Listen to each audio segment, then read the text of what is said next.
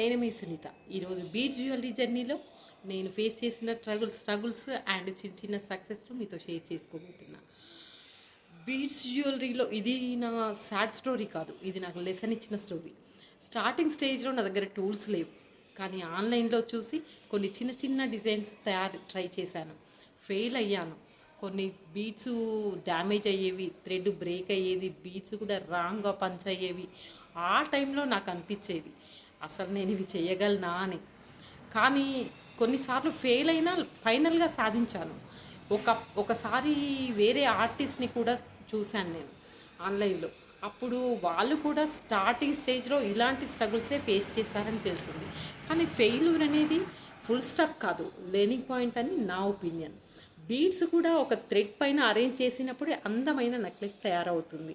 అలాగే స్ట్రగుల్స్ని ఫేస్ చేసిన ఫైనల్గా సక్సెస్ స్టోరీ ఉంటుంది.